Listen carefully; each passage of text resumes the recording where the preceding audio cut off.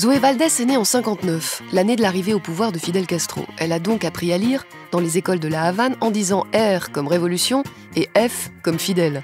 En 95, Zoé Valdés s'échappe de Cuba. Aujourd'hui, elle y est interdite de séjour parce qu'avec des romans comme Le néant quotidien ou La douleur du dollar, elle est considérée comme traître à la patrie. Le parcours d'exilée cubaine de Zoé Valdés est devenu littérature au fil d'une vingtaine de romans. Ce soir, Thomas Luntz revient sur son écriture et sur son dernier livre, L'éternité de l'instant. L'éternité de l'instant raconte le parcours d'un homme que sa femme a quitté et qui, de douleur, perd l'usage de la parole. Dans ce roman, Zoé Valdés redonne une voix à cet homme-là. Cet homme, c'est son grand-père, parti de Chine, et qui terminera ses jours à Cuba.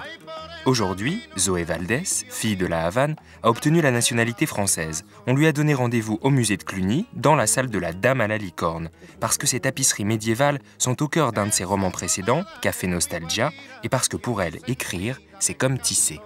J'étais en train d'écrire Café Nostalgia. À un moment, je me suis arrêtée, je ne pouvais pas continuer, et je suis venue ici. J'ai regardé cette tapisserie et je me suis retrouvée dans une espèce d'île artistique, d'île intérieure.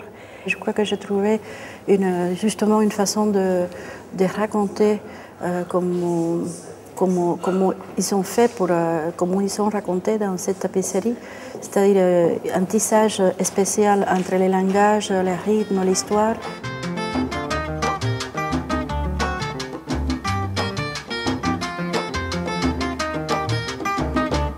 Par exemple, dans ce roman qui vient de sortir, L'éternité de l'instant, il y a plusieurs histoires. Il y a l'histoire de mon grand-père chinois, c'est l'histoire la plus importante, mais il y a aussi l'histoire de son père à lui, l'histoire de sa mère.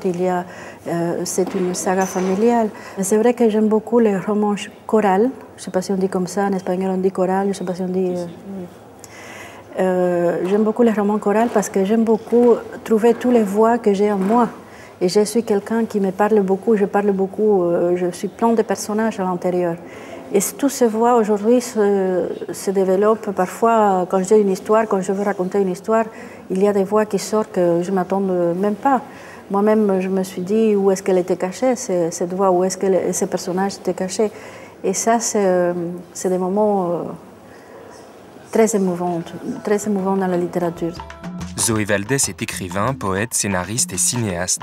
Les images que vous voyez sont celles d'un... Et à chaque fois, il est question de sensualité, c'est cru et lyrique à la fois. Pas un roman sans musique, sans peinture, ni recette de cuisine. Ça sent aussi la sueur, la crasse ou la mauvaise haleine, parce que c'est surtout le pouvoir et ses excès qui sont obscènes. Mon écriture, c'est une écriture sensuelle et sensorielle, les deux choses.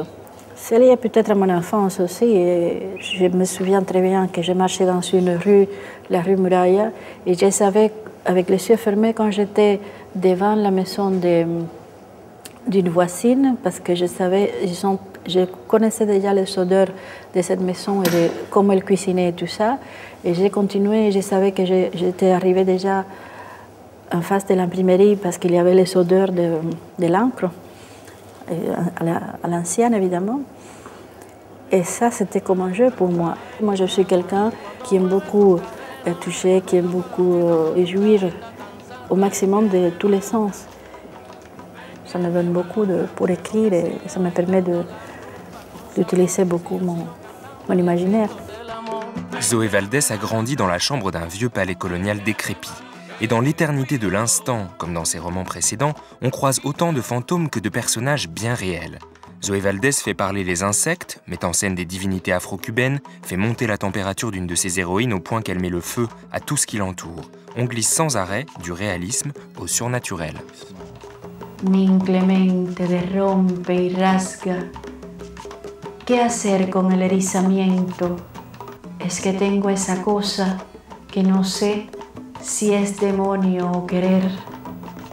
Vous savez, dans le seul espace où je suis libre aujourd'hui, c'est dans mon écriture, dans la littérature. Quand je lis et quand j'écris. Tout après, tout autour, tout ce qu'on vit aujourd'hui, c'est que des illusions de liberté. Mais moi, je suis très reconnaissante de ces illusions de liberté parce qu'avant, je ne pouvais même pas vivre l'illusion. Donc, c'est déjà quelque chose. La liberté de Zoé Valdés, c'est d'inventer le destin de son grand-père venu de Chine sans jamais avoir mis les pieds dans ce pays d'origine.